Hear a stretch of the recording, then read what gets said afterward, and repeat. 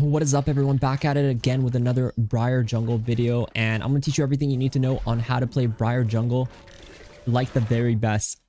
And especially on the new patch, I've been having a lot of success with Briar. I've been climbing on my Smurf to Challenger, and right now we're like 200 LP Masters with only Briar, and I'm going to show you exactly how we've been doing it. For starters, early game, you want to play to self-farm. You want to make sure your clear is good. Briar is really important to get that first clear off. Here, the jungle matchup is Hecarim, top is Teemo versus Cho'Gath, Akshan, Lux, Lucian, Nami versus Samira, Camille. So right away, I want to identify that this support matchup is really aggressive. That's good for me. I want to identify that my top matchup into Teemo is not good for me. So starting Raptors here is actually really good, and especially good if we can just solo it and get a full clear top side and go straight to bot side. And some junglers you want to play a bit differently towards sort of like your level 3 gank. Briar, you can level 3 gank, but what's more important for me in this game, for example, is to just make sure that I'm able to just really get my level 4, and then after that we can see what kind of plays we want to make. So here, instead of doing red, we're going to do Krugs just because we want the red to be longer. Red is actually really important on Briar. So if you have red buff later, by doing it later, it's actually more valuable than for us to do it right away. Because once you kill the buff, you have it for a certain amount of time, so you want to like kind of maximize that by doing it afterwards. So here, you know, the top matchup, whenever it's like a melee into a range matchup, like Cho'Gath is a melee champion against Teemo, you can always assume that this matchup is not good for you to be there. It's not good for you to be there early game, right? Because Cho'Gath's going to get pushed in, so I don't want to be in this area generally because it's really easy for me to kind of get invaded. But then we have a matchup like Akshan versus Lux. Akshan is really snowbally. He wants to fight, which is good, and I can sort of enable that later. And then we have the Camille Samira. So the Camille Samira, right now, they're getting pushed in, so I don't need to gank right now. And the reason why is because Camille has really good gank setup like that we can use later to take advantage of and really get a kill if we need it. And whenever they start to fight a lot, it's going to be very easy for us to go in. So here they're starting to all in, so we're going to do a smite. Get the blue down and then just look to go for the all in here. So here Nami's no flash is really good. I want to kill them both actually, so my goal is to kill Nami first. If I can.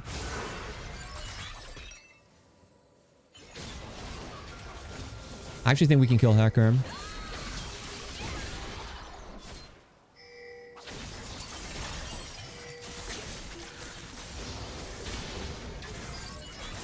Oh my god. Well, that all worked out in the end. I was hoping Camille was actually going to help me kill the Hecarim, but Camille is such a wild one.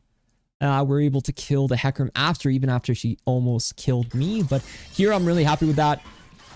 And yeah, you know, you just have to analyze whether you need to go earlier or you need to go later to help them. There, they use all summoners. They're flashing. It's getting crazy bot side. So I obviously, even though I say you should go for level 4, I skipped Gromp there because of how volatile it was becoming, right? And that's just a really important thing for you to just really understand. And here we go, Warhammer boots. I really like buying my boots. I go to sudden impact rune. My build path, the cleaver, the eclipse into cleaver Sunder Sky is what I really like right now. With like Asterix 4th item, it's actually very powerful. I've been having a lot of success with it, so I think, you know, you definitely want to give it a go and see how powerful it can be for you. Here, this now top is relatively killable. So we see Hecarim topside, and what I'm thinking is, okay, is he doing his crab? He probably got the crab. You see 28 CS. So what I think might happen is he wants the grubbies, but he's probably going to do his second topside respawn. So I think he's on Gromp or his wolf camp. So Gromp is still up. So he's actually right here.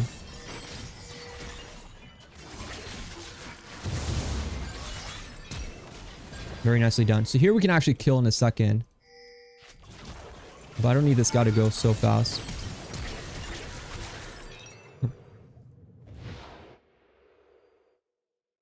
Okay, now I have to respect Lux. I'm going to eat the damage there. She actually used all her spells, so we can actually go here. W and get the damage off. Now Hecarim dies. Like, you have to realize when champions die this early, their respawns is so fast. Like, you can see he's already here. So what I'm going to do is actually I can probably sneak one here. Usually I don't like doing this, but I just think I can sneak it here and always W out if I need to. So in this situation, we already know the Hecarim was on the wolf camp. So I'm pretty happy with that. Akshan killed Lux. We killed Lux together. And honestly, this is just a really good grub angle. So I'm pretty happy with the void grubs here. I'm going to smite the last one so I can get out really quickly. And from here, I decide, do I want to do Krugs?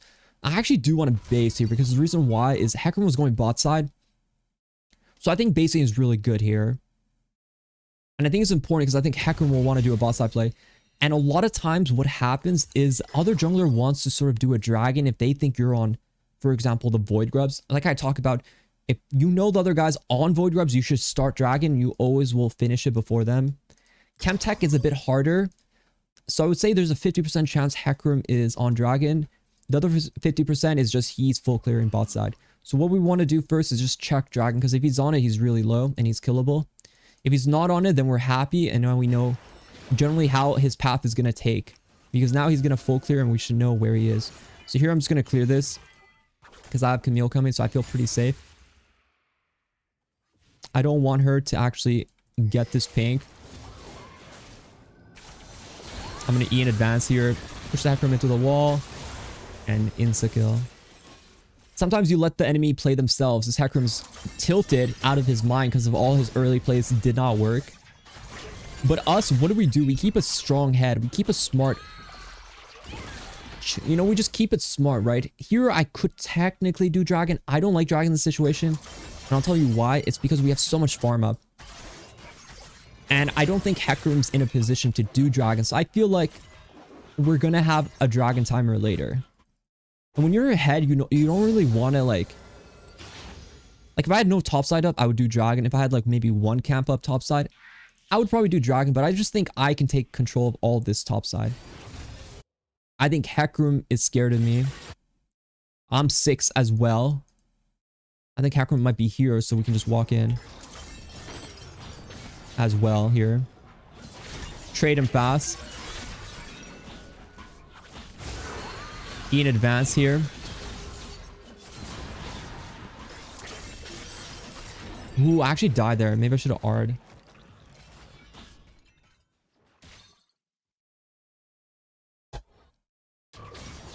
That was my bad. I W'd early to try to steal. I W'd early, tried to steal the blue buff. If I W way later, we always win that fight. If I needed to R'ing it when it, like, it's... The reason why I don't want to R there, it's because of the tower, right? If I R, he can always run towards tower, and that pretty much puts me in a really bad position. And I also E too early. I could have saved my E much longer. But early game, your E cooldowns, your W cooldown is quite long, right? So you don't really... Like, if you don't time your W well, you don't really have that much damage. So just some mistakes overall, but nothing too bad. So here... I think Timo might go for like a ward here, something we could probably kill. He might throw Shroom in here. He might just try to kill Cho'Gath. Here he hits that Q, I hit R, very simple interaction. Q right away. He blinds me, but not much going on there. It's always easy to hit R if the enemy is CC'd. And that probably makes like a lot, that probably sounds like, oh my god, of course. You can always wait for some sort of like crowd control, hit the target, then ulti after. There, if Cho'Gath Q misses, I would wait for that and then go after. But there's no like real harm in me to just wait a bit longer to see if Cho'Gath could hit a Q, right? Here, I think going on her is quite impossible. So what we're going to do is actually just ward deep and just play for the second void grubs. I just think this is one of the games where we're going to win early. So getting the more grubs is just going to give us so much more, you know, pushing power that we've already utilized really well. So I just think the void grubs is going to be a very much more superior objective. Plus, I think we could get dragon 2 right after. So it's not like a big deal for me, in my opinion. So my goal is to finish Void Grubs, cross mid, and then just instantly do Dragon. At this point, you want to just secure all the objectives because your ball lane broke the tower and the enemy team is just in a terrible position now. Here, I could W in, but respect the Lux Bind. If she screws it up, we can go in here. Otherwise, we just do the Dragon, and there's not much else going on here. And honestly, a lot of games I win like this through a full clear or like an early gank bot, and then I just keep kind of pressuring around the Void Grubs well. Like the way you saw me, you know, just win these kind of like topside fights. Very important, you know, you want to really take advantage of those kind of situations. Obviously in this game, like, you know, mid matchup is favorable for me, so I kind of played around that. It's always really good if you have like a good mid matchup because it means you can always play, you know, aggressive around mid, and mid is extremely good to play around. For example, if I have Lux on my team, I should identify right away that Lux is more of a passive champion, so if I'm like the Hecarim, I shouldn't expect Lux to like be there getting pushed and helping me that often.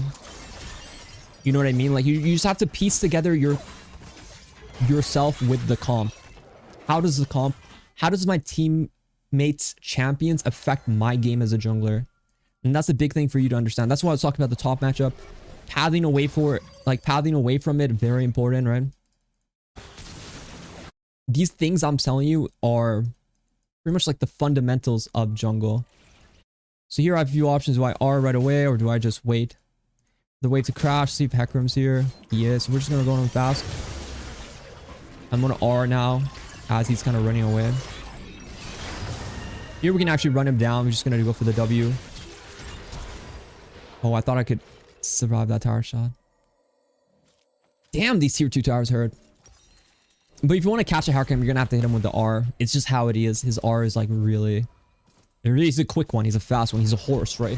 Like horses are known to gallop and be very quick. Their mobility is their keen value. And then here I go into Cleaver a lot of times. It's fine to go Sunder Sky if you want, but honestly, I've been dabbling a lot with this kind of like Cleaver tech. Here, let's see if Tabby's is better than Merctrez. Here's a bit weird because this guy autos a lot, but he also CC. This guy has CC, but he does physical. This is AP. This is AD. This is a full Tabby's guy. This is like a 50% Tabby. So this is like I could go Tabby's or Merctrez. I generally favor Tabby's in situations like this. Unless this guy's AP and this guy's AP, then I go Merctrez. But that's like my mindset. Boots, these Tabbies, sorry, armor boots is really about blocking auto attacks. The 12% is where the value comes from. Not so much the armor. So you generally want to play around that. So here we always want to start with the W, smite, and then again, Q range, auto W, proc, one more auto, and he's dead. I could E him, but I'm pretty much... I know my damage. I know he's 100% dead. So I'm feeling pretty good here. Here, always drop a ward here if you want to see what camps are up. Drop in the middle. Gromp is up. Blue's up. Okay, maybe Hecarim's on Wolf Camp. Maybe he's on Raptors. Okay, he's not on either one, so let's just start the blue. Keep watching mid in case there's a fight. If you have another ward, you can always drop it like here or here. Just see if Hecarim comes from this way or the enemy jungle comes from this way. Generally, here is better. But I think the Hecarim's tilted out of his mind. That's how we do it on Briar. That's how you're going to do it. If you watch my videos, you're going to know this is how you get it done. Hecarim's on Wolves. So we're going to R him as we finish the Grom. Ooh, he saw it coming. I think he's over here. I'm going to pink it. Samira. Make him run away a bit. If he goes in us, we'll have damage. E in advance when he R's me. Remember, your E... Remember we talk about it in videos. Your E on Briar, channel it before CC is about to hit you. It pretty much absorbs the CC and it channels during it. So it's a really broken ability. So if Hecarim's about to R me, I E in advance. Always do this with, you know, abilities like Nolus R. When there's a champion like, you know, Leona is about to R on you, when people are about to engage on you, if you use it before, you just hold it down, it channels through CC, so it makes you immune. Very important mechanic that you generally really, you want to excel on her, you need to figure that out. Some situations, you could probably just tank the CC without having to E, especially if you're in your R. You generally don't want to E so freely. But if you're gonna die and you think you might die because of it, then you should E. Right, like everything I say, it's never like one-to-one. There are situations where maybe you go against what I'm trying to teach you, but it's more in general. Yes, I usually, especially early game, I'm always Eing CC. Like if Rek'Sai is about to go on me and knock me up, I have my E ready, I win pretty much every fight. That's the way you're gonna win a lot of fights. When champions like that, when you're against junglers who have that, you know, a very, you know, game-breaking amount of crowd control. So here I want Cleaver. Dragon's up, but I generally just really want Cleaver. I could Hail Mary and R right here. I think he might go here, so I throw it there. That's just my thought process. I don't think I need to... I mean, I just don't want to run all the way there. I thought Cho had it under control, but clearly he needed me. Oops. I don't think I need to do that yet. I'd rather get the wave. So here if I'm going to go for wave, always want to go on the cannon. And here we're going to base. Now I have Cleaver. I like Cleaver locked. Sunder Sky second is fine. If you're ahead, I recommend trying Cleaver. And then you just go Sunder Sky. What I've been trying a lot recently is just really stacking these items together. So instead of going Sterix third, for example, I go Cleaver and then I go like Sunder Sky. And this gives me the maximum amount of ability haste with also the most damage. And then I go Sterix and DD, and that's like my core build. And I find it very, very good. I recommend you give it a go. I feel like after the nerfs, Briar needs a bit more damage, and this is like the way you get the damage is by going Cleaver. Because they nerfed her the patch before, so you have to kind of itemize a bit more. Cleaver gives you 55 AD, right? So overall, it's going to give you a lot more damage if you go for it. And the movement speed you get really, really, really impactful. It's very strong. Very strong. Here, remember, we take a short trade, then kite back. Remember, those short trades are really very powerful tool on Briar. You always want to kind of utilize them as much as possible. You can always E to stop yourself from chasing. It's very powerful indeed. You know, maybe it's warded here. Maybe. I don't think we can dive. So it's hard for me to want to go in here. Lucian by himself is much easier to kill. Even without Akshan here. I think Hecarim will come here though. We could one-shot Nami here. She walks up a bit.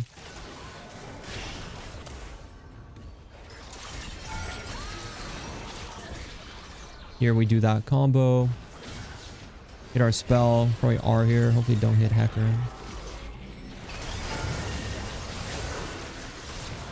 Now we E in advance if we need to.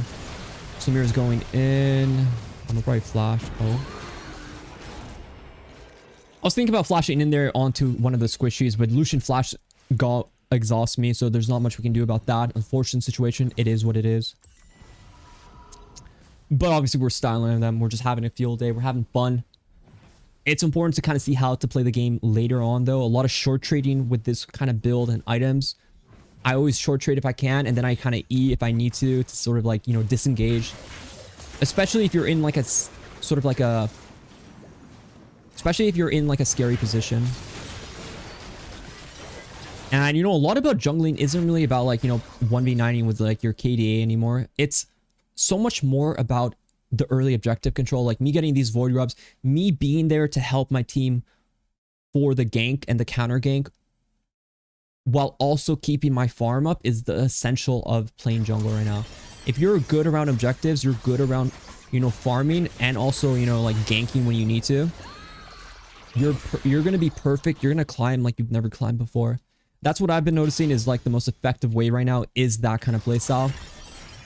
And also sometimes, obviously, my lane is all losing. Sometimes I'm not able to kind of like, you know, maybe I'm not able to get objectives, and that's okay. But you should always be able to trade objectives. The first one, if the enemy is on void grubs and you know that he wants void grubs and you know you cannot fight the void grubs, then you need to give it up and be on dragon and be ready to do dragon in those situations. Saving Private Samira. She actually doesn't even need to be saved. Don't save her. She don't want to be saved, no. Oh, I thought Nami was going to be there. Fishy, fishy. Nami got buffed, but W max is much better now. I think Lucian might dash on me here. Remember, Lucian knows sums. We always want to track summoners like that. But diving under tower is quite dangerous.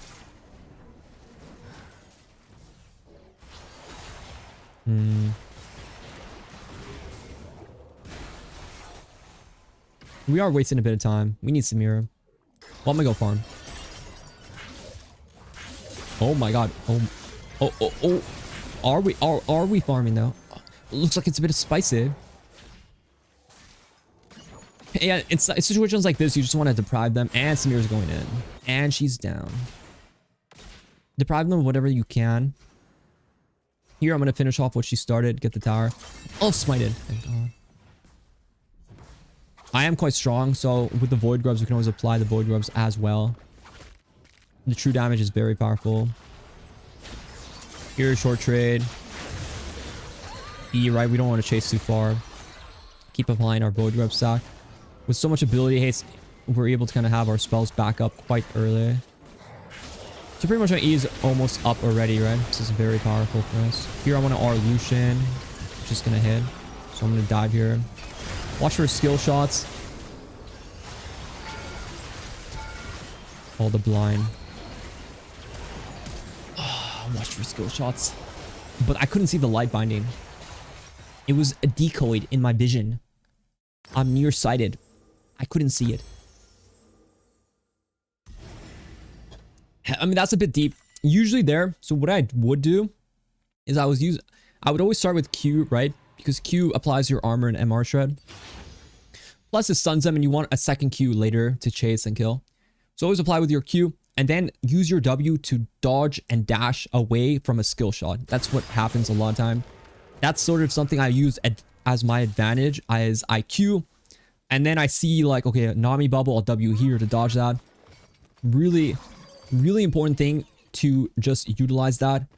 But sometimes you're going to miss it, but sometimes you don't even care about it. You just WW really fast, but just food for thought. Food for thought, indeed. This fight should be good for us.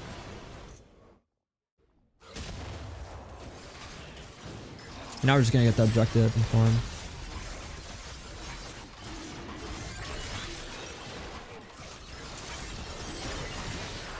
Big boy. This is a Cho'Gath skin is actually so good, by the way. So if you're trying to close out games like this, I mean, you just want to make sure you get all the objectives. There's nothing really else to it. Just do the objectives. Get the dragon. We're one away from Dragon Soul. Get the Baron. You can kind of fool around a bit, right? That's fine. There's nothing wrong with like what we're doing. You can joke around a bit like that with how you're playing, but overall you should play for, you know, you're trying to end the game, right? So the Baron is a big one that's going to help you kind of end that game, especially when they're not FFing. Once you get the Baron, you can kind of run them down too. So here with the Baron, we generally are going to be able to just run them. I think Hecarim's actually on Gromp here. I guess he skipped it. He's on the wolf then.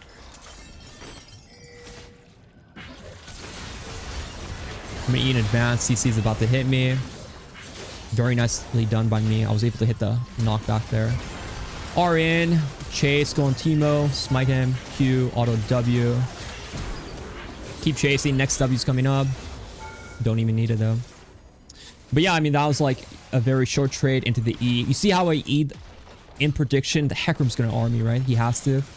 But I was able to clip the Lucian into the tower. That's really big. The E is like the disengage. It also heals you a lot later in the game because it scales up your max health. And yeah, good game. I hope you guys liked that video. Be sure to like, subscribe if you haven't already. Yeah, I'm going to be uploading a lot more content. I'll probably do a full-on how I got Challenger with Briar video. But yeah, good luck in your games. Good luck with the climb, and I'll see you guys in the next one.